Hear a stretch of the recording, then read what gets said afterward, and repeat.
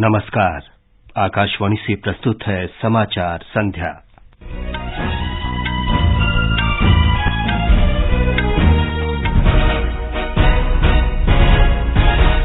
किसानों को खरीफ मौसम में उर्वरकों के लिए 1 लाख करोड़ रुपए से अधिक की सब्सिडी की केंद्र की घोषणा। सरकार ने आईटी हार्डवेयर के लिए उत्पादन प्रोत्साहन योजना के दूसरे चरण को स्वीकृति दी।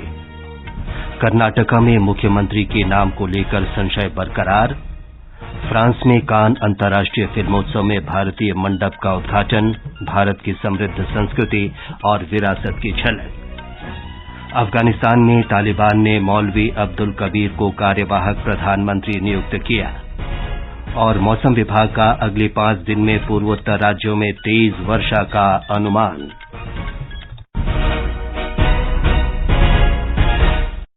समाचार संध्या के साथ मैं विमलेंदु पांडे। सरकार ने इस वर्ष खरीफ मौसम के लिए उर्वरक सब्सिडी के रूप में 1,08,000 करोड़ रुपए की स्वीकृति दी है। प्रधानमंत्री नरेंद्र मोदी की अध्यक्षता में नई दिल्ली में आज मंत्रिमंडल की बैठक में यह निर्णय किया गया। बैठक के बाद केंद्रीय रसायन और उर्वरक मंत्री मनसुख मांडविया ने बताया कि उर्वरक के मूल्य में कोई वृद्धि नहीं की जाएगी।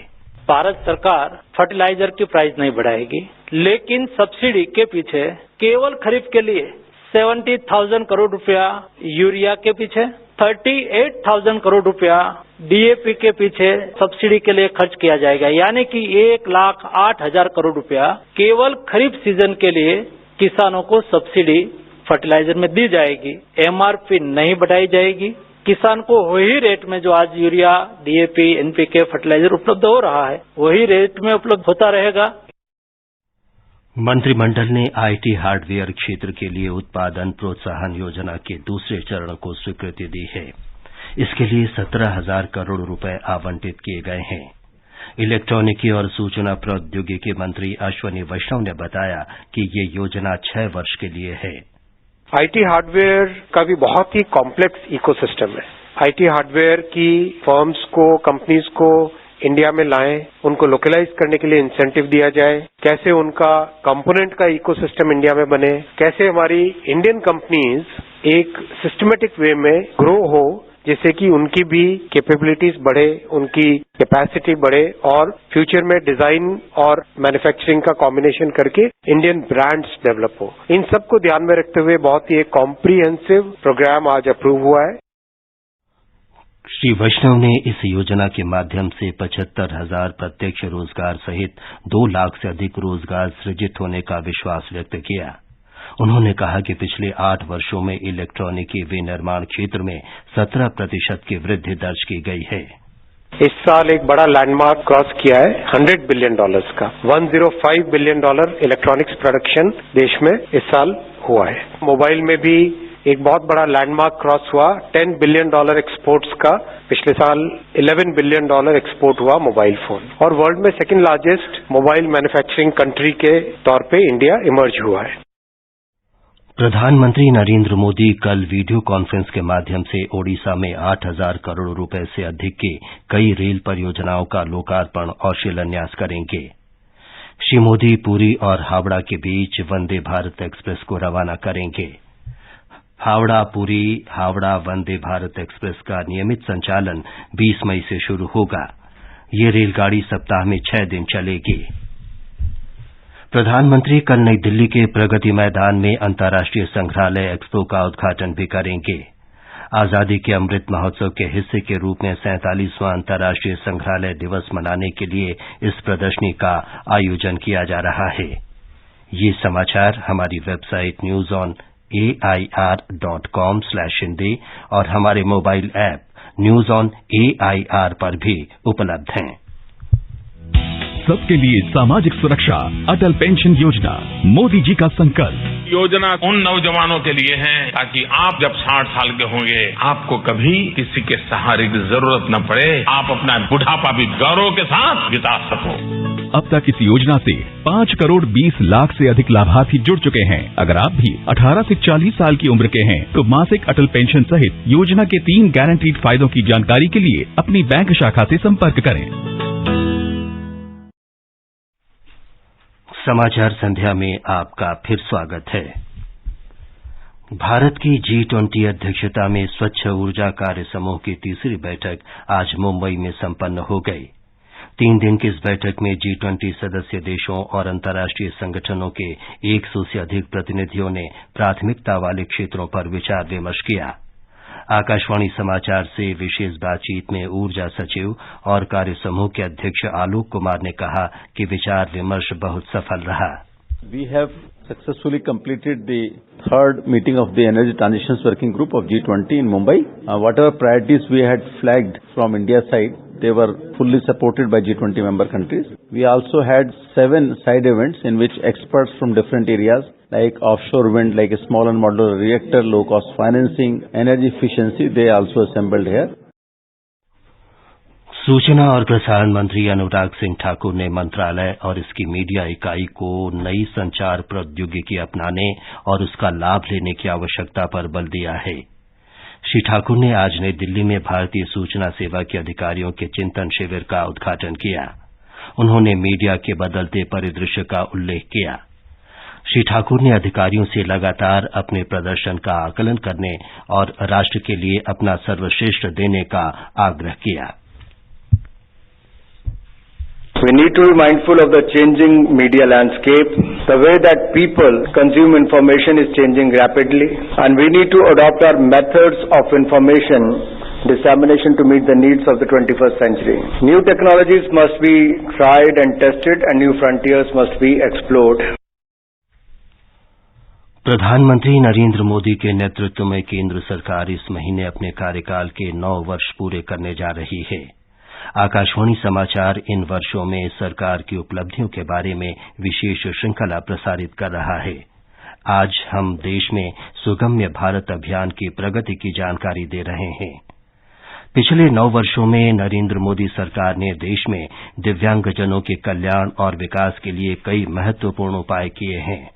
हमारे संवाददाता ने बताया है कि इस दिशा में सरकार ने एक प्रमुख कार्यक्रम सुगम्य भारत अभियान 3 दिसंबर 2015 को प्रारंभ किया था। इसमें भवनों के निर्माण, परिवहन व्यवस्था तथा सूचना और संचार प्रौद्योगिकी प्रणाली को दिव्यांगजनों के लिए अधिक सुविधाजनक बनाने पर जोर दिया गया है।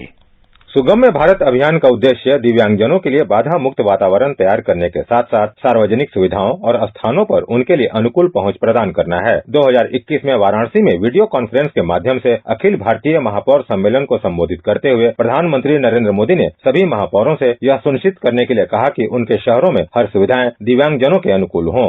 मेरे नगर में दिव्यांगजनों के लिए जो कुछ भी आवश्यकता है, कोई भी नई इमारत की रचना होगी, कोई भी नया रोड बनेगा, कोई भी क्रॉस सेक्शन आएगा, मैं सुगम्य भारत अभियान के तहत उसकी रचना के अंदर नियमों में वो डालूंगा ताकि दिव्यांगजनों के लिए समाज में स्थान है। टॉयलेट बनेंगे तो एक तो दिव्यांगजनों की आवश्यकता के अनुसार बनेगा। अभियान की शुरुआत के बाद से 1700 से अधिक केंद्रीय और राज्य भवनों के अलावा 700 रेलवे स्टेशनों को भी दिव्यांगजनों के लिए सुलभ बनाया गया है। इसके अलावा सभी 35 अंतर्राष्ट्रीय और 55 घरेलू हवाई अड्डों पर ब्रेल और श्रवण सूचना प्रणाली के साथ रैंप और लिफ्ट की भी सुविधाएं हैं। आनंद कुमार, आकाशवाणी समाचार, दिल्ली। एनडीए सरकार के 9 वर्षों पर हमारी विशेष श्रृंखला में आकाशवाणी ने जल शक्ति मंत्रालय, पेयजल और स्वच्छता विभाग में सचिव विनी महाजन से बातचीत की। सुश्री महाजन ने प्रधानमंत्री के हर घर जल के सपने को साकार करने के लिए जल जीवन मिशन की उपलब्धियों और उठाए गए कदमों के बारे में बताया। जल जीवन मिशन से उनका अभिप्राय यह था कि भारत के लगभग 6 लाख गांव में हर एक ग्रामीण घर में नल से सुरक्षित जल उपलब्ध कराया जाएगा। देश के माननीय प्रधानमंत्री जी के स्तर से ये फैसला हुआ था और सभी राज्यों में भी उनके जो नेतृत्व हैं, सभी प्रशासन के अधिकारियों ने, लोगों के प्रतिनिधियों ने, आम लोगों ने और खासतौर पर महिलाओं ने जिस तरह से इसको अपनाया, वह अपने आप में एक मिसाल बन गया। संघ लोक सेवा आयोग ने मणिपुर की स्थिति की समीक्षा करने के बाद इस वर्ष की सिविल सेवा की प्रारंभिक परीक्षा के इम्फाल केंद्र के उम्मीदवारों के लिए वैकल्पिक केंद्र उपलब्ध कराने का निर्णय किया है। ये परीक्षा 28 मई को होनी है। ये वैकल्पिक केंद्र हैं आइजोल, शिलांग, कोहिमा, जोरहाट, दिसपुर, कोलकाता और दिल्ली। केंद्र बदलने का विकल्प आज से शुक्रवार शाम 5 बजे तक 24 घंटे यूपीएससी की वेबसाइट पर उपलब्ध रहेगा। कर्नाटका का नया मुख्यमंत्री के चयन को लेकर संशय बना हुआ है। कांग्रेस पार्टी मुख्यमंत्री के नाम पर अभी तक निर्णय नहीं कर सकी है। पार्टी के कर्नाटक प्रभारी रणदीप सिंह सुरजेवाला और कांग्रेस महासचिव केसी वेणुगोपाल सहित कांग्रेस के कई नेता दिल्ली में पार्टी अध्यक्ष मल्लिकार्जुन खड़गे के आवास पर मौजूद हैं। पूर्व मुख्यमंत्री सिद्धारमैया और कर्नाटक कांग्रेस के अध्यक्ष डीके शिवकुमार मुख्यमंत्री पद की दौड़ में हैं।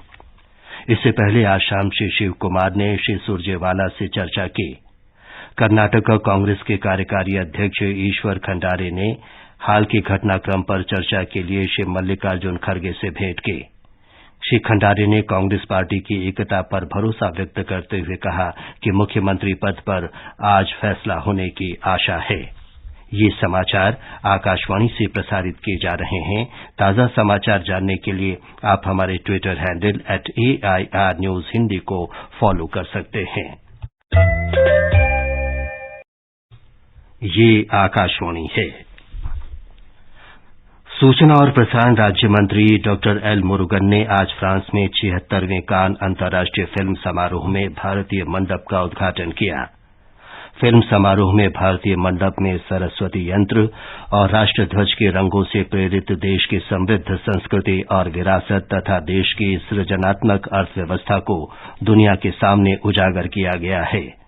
सूचना और प्रसारण मंत्री अनुराग सिंह ठाकुर ने इस अवसर पर वीडियो संदेश में कहा कि कान फिल्म समारोह ने न केवल सिनेमा की उत्कृष्टता को बढ़ावा दिया है बल्कि भारत और फ्रांस के संबंधों को भी मजबूत किया है। अफगानिस्तान में तालिबान शासन ने मौलवी अब्दुल कबीर को कार्यवाहक प्रधानमंत्री और मंत्रिमंडल का अंतरिम प्रमुख नियुक्त किया है। तालिबान शासन के कार्यवाहक प्रमुख मुल्ला मोहम्मद हसन अखुंद के बीमार रहने के कारण ये निर्णय किया गया है। मुल्ला हसन अखुंद और मौलवी कबीर दोनों ने 1996 से 2001 के बीच तालिबान के तत्कालीन प्रधानमंत्री मुल्ला रब्बानी के शासन में उप प्रधानमंत्री के रूप में कार्य किया था। जम्मू कश्मीर में उत्तरी क्षेत्र के सैन्य commander lieutenant general Upendra Dwivedi ने आज सीमावर्ती राजौरी और पुंछ जिलों में नियंत्रण रेखा के पास अग्रिम क्षेत्रों का दौरा किया। लेफ्टिनेंट जनरल द्विवेदी ने सैनिकों से हर प्रकार की स्थिति से निपटने के लिए पूरी तरह तैयार रहने का आह्वान किया। श्रीनगर में 22 से 24 मई तक होने वाली G20 बैठक को देखते हुए सेना कमांडर का ये दौरा काफी महत्वपूर्ण है। मौसम विभाग ने कहा है कि जम्मू कश्मीर पर पश्चिमी विक्षोभ तूफान का रूप ले रहा है। इसके प्रभाव से देश के पूर्वोत्तर भागों अरुणाचल प्रदेश, असम, मेघालय, मणिपुर, मिजोरम और त्रिपुरा में हल्की से सामान्य वर्षा की संभावना है। पश्चिम बंगाल के तराई वाले क्षेत्रों और सिक्किम में भी कुछ स्थानों पर तेज वर्षा हो सकती है। बंबई शेयर बाजार का संवेदी सूचकांक आज 372 अंक गिरकर 61,561 पर बंद हुआ। नेशनल स्टॉक एक्सचेंज का निफ्टी भी 105 अंक घटकर 18,182 पर आ गया। अंत में मुख्य समाचार एक बार फिर। किसानों को खरीफ मौसम में उर्वरकों के लिए 1 लाख करोड़ रुपए से अधिक की सब्सिडी की केंद्र की घोषणा। सरकार ने आईटी हार्डवेयर के लिए उत्पादन प्रोत्साहन योजना के दूसरे चरण को स्वीकृति दी। कर्नाटका में मुख्यमंत्री के नाम को लेकर संशय बरकरार। फ्रांस में कान अंतर्राष्ट्रीय फिल्मोत्सव में भारतीय मंडप का उद्घाटन। भारत की समृद्ध संस्कृति और विरासत की झलक। अफगानिस्तान में तालिबान ने मौलवी अब्दुल कबीर को कार्यवाहक प्रधानमंत्री नियुक्त किया। और मौसम विभाग का अगले 5 दिन में पूर्वोत्तर राज्यों में तेज वर्षा का अनुमान। इसके साथ ही समाचार संध्या का ये अंक समाप्त हुआ। नमस्कार।